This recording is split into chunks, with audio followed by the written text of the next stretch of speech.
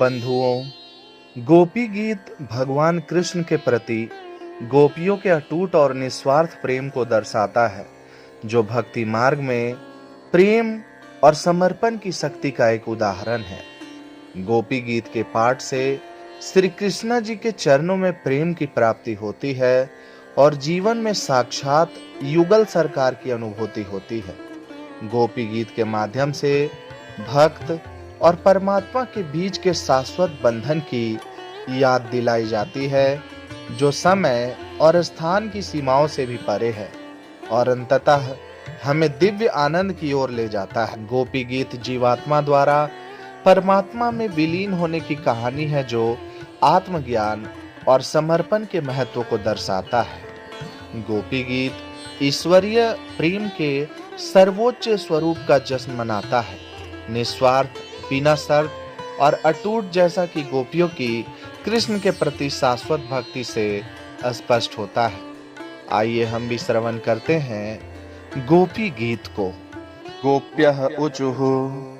जयति तेऽधिकं जन्मना व्रजः श्रयत इंदिरा स्वस्वदत्र हि दयितदृश्यतां दीक्षुतावका स्वयि धृतासवस्त्वां विचिन्वते शरदुदासये साधुजात सरसिजोदर श्रीमुषादृशा सुरतनाथ ते शुल्कदासिका वरद निध्नतो नेह किं वधः विषजलाप्ययाद्व्यालराक्षसाद्वरसमारुताद्वैद्युतानलात् वृषमयात्मजाद्विश्वतो भया दृषभते वयं रक्षितामुहुः न खलु गोपिका नन्दनो भवानखिल देहिनां मन्त्ररात्मदृक् विघन सार्थितो विश्वगुप्तये सख उदेयिवान् सात्वतां कुले विरचिता भयं वृष्णिधूर्यते चरणमीयुषां संसृतेर्भयात् करशिरोरुहं कान्तकामदं शिरसि देहिनः श्रीकरग्रहं व्रजजनार्तिहन् वीरयोषितां निजजनस्मयध्वंसनस्मिता भज सखे भवात् किङ्करिः स्वनो जलरुहाननं चारुदर्शय प्रणतदेहिनां पापकर्षनं तृणचरानुगं श्रीनिकेतनं फणिफणार्पितं ते पदाम्बुजं कृणुकुचे सुनः कृन्दिरीक्षयं मधुरया गिरा वल्गुवाक्यया बुधमनोज्ञया पुष्करे क्षण विधिकरीरिमा वीरमुह्यति रधरसीधुना प्याययस्वनः तव कथामृतं तप्तजीवनं कविभिरीडितं कल्मषापहं श्रवणमङ्गलं श्रीमदाततं भुवि गृह्णन्ति ते भूरिदा जनाः प्रहसितं प्रिय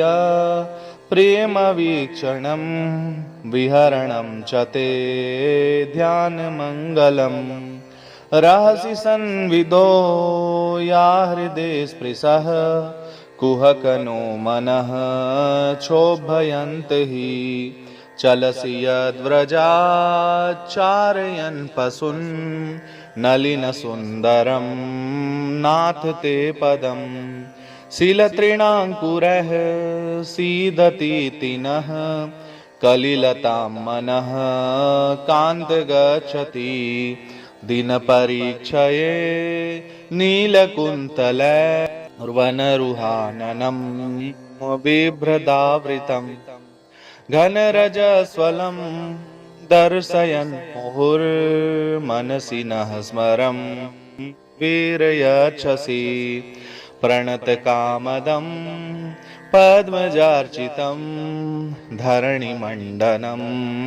ध्येयमापदि चरणपङ्कजं सन्तमं च ते रमणनः स्तने स्वर्पयाधिहन्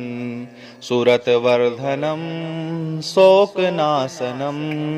स्वरितवेणुना सुष्ठुचुम्बितम् इतररागविस्मारणं नृणां वितरवीर्नस्ते